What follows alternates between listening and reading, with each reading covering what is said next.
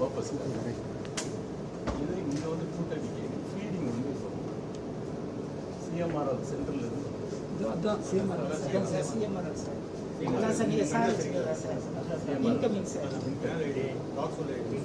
இதனுடைய லோடு வந்து எவ்வளோ வந்து இந்த சிஎம்ஆர்எல் சென்ட்ரலுக்கு வந்து ஃபீடிங் மணல் மணலுக்கு ஃபீடிங் வந்து நேச்சுரல் ஸ்டேஜ் 2 அண்ட் அலமலை 400 km வருது. இது இங்கே வந்து இது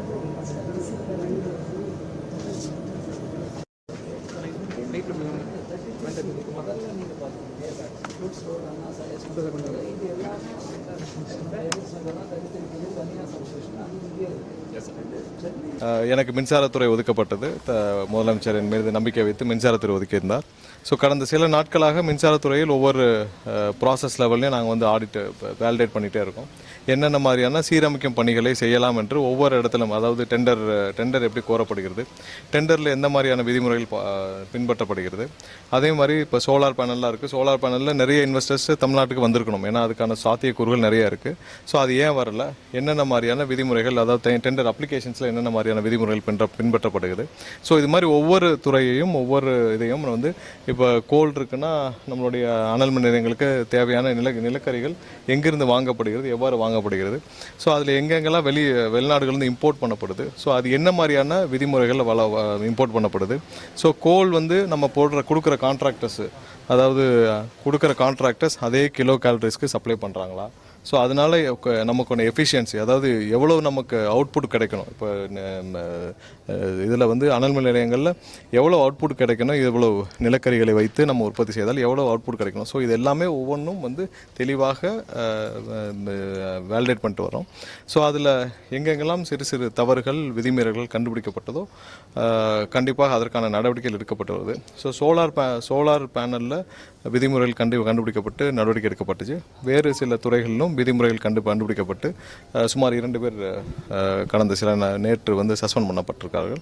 ஸோ இன்னும் ஒவ்வொரு துறையிலையும் இதில் வந்து சீரமைக்கும் பணிகள் நடந்து கொண்டு தான் வருகிறது. ஸோ வரும் காலங்களில் கண்டிப்பாக மிகப்பெரிய துறையான மின்சாரத்துறையை முழுவதுமாக சீரமைத்து கண்டிப்பாக இது முழுவதும் மக்கள் பயன்பாட்டிற்காக எந்தவித முறைகேடும் இல்லாமல், முதல்வர் சொன்னது போல எந்தவித முறைகேடும் இல்லாமல், எந்தவித லஞ்ச லாவணியமும் இல்லாமல் இந்த துறை மீண்டும் புத்துணர்வு பெறும். ஸோ அதற்கான முழு மூச்சில் அனைவரும் இங்கே அமர்ந்து கலந்த சில நாட்களாக தொடர்ந்து அதற்கான பணிகளை மேற்கொண்டு வருகிறோம். கடந்த சில நாட்களாக பல இடங்களில் சென்னையில் இரவு நேரங்களில் மின்வெட்டி ஏற்படுறதா பொதுமக்கள் குற்றச்சாட்டு வைக்கிறாங்க, சமூக வலைதளங்களில் குற்றச்சாட்டு வைக்கிறாங்க.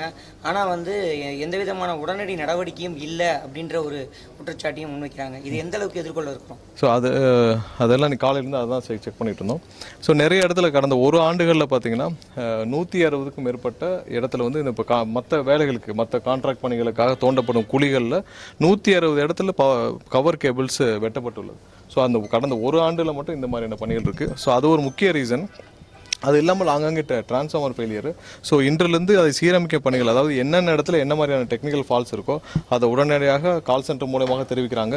அடுத்ததாக வந்து இதில் சமூக வலைதளங்களில் டேஞ்சர்கோவை டேக் பண்ணி போடுறாங்க. ஸோ இவர்களுக்கு சரியான பதில், அதாவது என்ன காரணங்களால் தடைப்படுது, இப்போ டெக்னிக்கல் ஃபால்ட்னா எவ்வளோ நேரம் ஆகும், ஸோ இதெல்லாம் சீரமைக்கும் பணிகள் இன்றிலிருந்து துவங்கப்பட்டிருக்கு. ஸோ இதற்கான பதில்கள், அதாவது மக்களுக்கு என்ன நடக்கிறது என்ற தெளிவுகள் கொடுக்கப்பட வேண்டும். ஸோ இதையெல்லாம் சீரமைக்கும் பணிகள் நடந்துட்டு இருக்கு. இன்னைக்கு இருந்து அதற்கான முன்னெடுப்புகள் எடுக்கப்பட்டுள்ளது. ஸோ இப்போ யாராவது கம்ப்ளைண்ட் கொடுக்குறாங்க, இதில் வந்து ட்விட்டர்லையோ இல்லை சமூக வலைதளத்தில் டேக் பண்ணுறாங்க மின்சார வாரியத்தை, அது இல்லாமல் கால் சென்டரில் கொடுக்குறாங்கனாலும் அதையும் பப்ளிஷ் பண்ணணும். அது இல்லாமல் எங்கேயாவது இந்த மாதிரியான டெக்னிக்கல் ஃபால்ட்டுனால வர்ற மின் தடைகளை அதையும் சமூக வலைதளங்களில் பப்ளிஷ் பண்ணுறதுக்கான ஏற்பாடுகளும் செய்யப்பட்டிருக்கு. ஸோ இன்றிலிருந்து அதுவும் துவங்கும். ஏன்னா இதெல்லாம் சீரமைக்கும் பணிகள் வெகுவாக நடந்து வருகிறது. கண்டிப்பாக சீரமைக்க வேண்டிய பணிகள் இருக்குது. உங்கள் எல்லாருக்கும் தெரியும், மின்சார வாரியம் கூட கிட்டத்தட்ட 2.5 லட்சம் கோடி கடனில் இருக்குது.